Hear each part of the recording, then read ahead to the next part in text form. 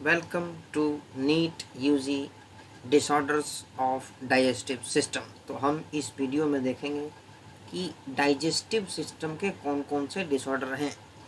और आजकल के एग्जाम्स में जो नीट का हो रहा है उसमें एक आध क्वेश्चन डाइजेस्टिव सिस्टम के डिसऑर्डर से आ रहा है, तो उसको देखते हुए हमने ये वीडियो बनाई जा रही है।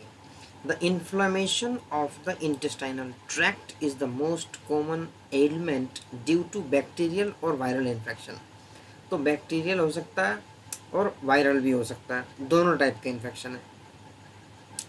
और तुम्हारे अलग अलग इन्फेक्शन हैं जो कि tape worm, platyhelminths, round worm, aschelminthes, thread worm, hook worm, pin worm etcetera. ठीक है, ये अलग अलग टाइप के हैं। तो फर्स्ट हमारा है जॉन्डिस। जॉन्डिस जिसको कि पीलिया भी कहते हैं, है ना जी हिंदी में। तो इसमें क्या है कि liver is affected, liver affect हो जाएगा, skin and eyes turns yellow, तो उस चक्कर से इसको पीलिया भी कहते हैं। Due to the deposit of bile pigment. देखो इसमें सबसे जो बड़ा रीजन है, लीवर अफेक्ट होता है और डिपॉजिट ऑफ बाइल पिगमेंट होता है, बाइल पिगमेंट के चक्कर से। तो वॉमिटिंग बहुत सिंपल सा, it is the ejection of stomach content, जो भी स्टोमक के अंदर है वो एक्चुअली आउटसाइड आ जाता है through mouth. This reflex action is controlled by the vomit centre in the medulla. ये क्वेश्चन आया हुआ है, ये क्वेश्चन फिर से आने की संभावना कि vomit centre in human is controlled by medulla. ठीक है जी, तो ये ध्यान रखना है। ए feeling of nausea proceeds vomiting, ठीक है, प्रोसीड्स। डायरिया में क्या है, the abnormal frequency of ball movement, मतलब कि बॉल मूवमेंट की फ्रीक्वेंसी एबनॉर्मल है। And increase liquidity of the faecal discharge, ठीक है। It reduces the absorption of food. अगर डायरिया हो जाएगा तो उसका क्या इम्पैक्ट पड़ेगा, it reduces the absorption of food. आगे देख लेते हैं, आगे कह रहे हैं भैया कॉन्स्टिपेशन। तो कॉन्स्टिपेशन क्या है, in constipation the faeces are retained within the colon. ठीक है, इसका रीजन क्या है, बॉल मूवमेंट्स अकर इरेगुलरली, तो इसका ये कॉन्स्टिपेशन है। इनडाइजेशन मतलब पाचन सही से नहीं होगा। क्या है इसमें देखो, not properly digested leading to a feeling of fullness, हमेशा लगेगा पेट भरा हुआ है। This the causes of indigestion are inadequate enzyme secretion, इसके रीजन देख लो। एंजाइटी, फूड पॉइजनिंग भी इसका रीजन है, ओवर ईटिंग से भी हो सकता है, स्पाइसी फूड होगा तो उससे भी हो सकता है। अब ये जो तुम्हारी एनसीईआरटी आई है नई वाली, इसमें नया ऐड हो गया, पहले वहीं तक था। तो प्रोटीन एनर्जी मेल न्यूट्रिशन, ठीक है जी। तो ये सारी प्रोटीन और एनर्जी से रिलेटेड है, प्रोटीन और कैलोरी कह सकते हो। इसमें मेनली दो डिसीज़ के बारे में डिस्कस किया गया है, एक मैरस्मस और एक क्वाशियोरकोर। तो जो मैरस्मस है वो तुम्हारी किन में होती है, 1 साल से नीचे वालों में होती है, और तुम्हारी क्वाशियोरकोर है वो तुम्हारी 1 साल से ऊपर वाले में होती है। हम देख रहे हैं एनसीईआरटी क्या लिख रही है, यही हम मानेंगे, यही रामबाण है। क्वेश्चन आएगा इसके रेफरेंस में ही हमें सॉल्व करना है। आगे आ जाओ, आगे अब हम देख रहे हैं तो PEM, protein energy mail nutrition, ठीक है जी, में affect large sections of the population. ये बहुत बड़े लार्ज सेक्शन ऑफ पॉपुलेशन को अफेक्ट कर सकती है ड्यूरिंग ड्रॉट, सूखा पड़ जाए, फेमाइन एंड पॉलिटिकल टर्मोइल, ठीक है जी। तो ये इसके रीजन है। ये कहाँ, दिस हैपेंड इन बांग्लादेश, ये बांग्लादेश में हुआ था। कब, during the liberation war and in Ethiopia during the severe drought in mid 80s। तो PEM affect infants and children to produce marasmus and kwashiorkor. देख लो दो डिसीज आ चुकी है, अब मैरस्मस देख लेते हैं। Is produced by the simultaneous deficiency of protein and calorie. अब एक चीज़ और ध्यान देख लो, मैरस्मस के अंदर प्रोटीन और कैलोरी दोनों की डेफिशिएंसी एक साथ होगी, लेकिन क्वाशियोरकोर में ऐसा नहीं है। वहाँ सिर्फ तुम्हारा क्या दिया हुआ है, सिर्फ प्रोटीन की डेफिशिएंसी से होगी वो डिसीज।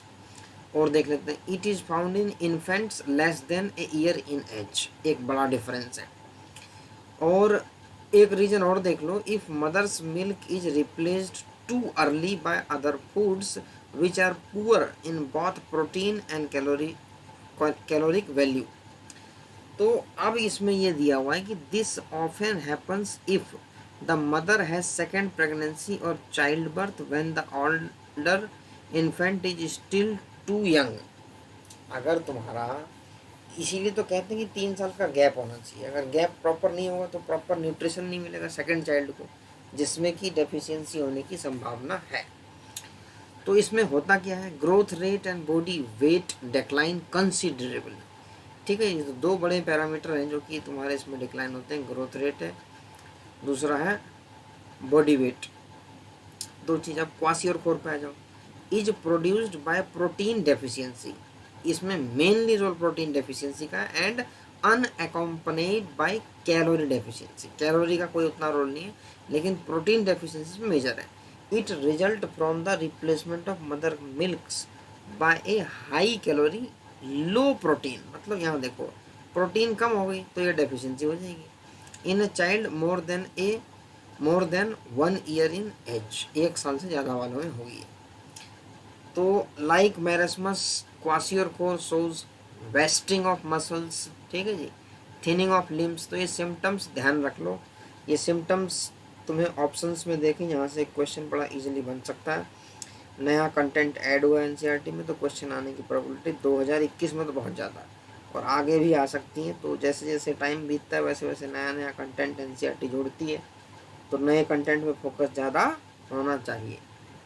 ठीक है जी।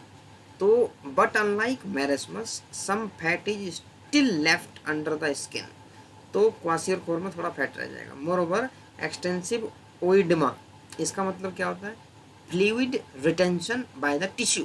तो ओइडमा एक तरह की स्वेलिंग ही है, लेकिन ड्यू टू द फ्लूइड, ठीक है, and swelling of body parts are seen, इसमें ये केसेस आते हैं। तो ये हो गया तुम्हारा disorders of the digestive system, और इसमें से एक आध क्वेश्चन लगातार आ ही रहा है। यूजुअली इसमें से एक तो मेडुलरी वाला बताया गया है कि भाई कहाँ है वॉमिटिंग सेंटर, तो मेडुला, ये क्वेश्चन आता रहा है, 2-3 बार रिपीट हुआ है।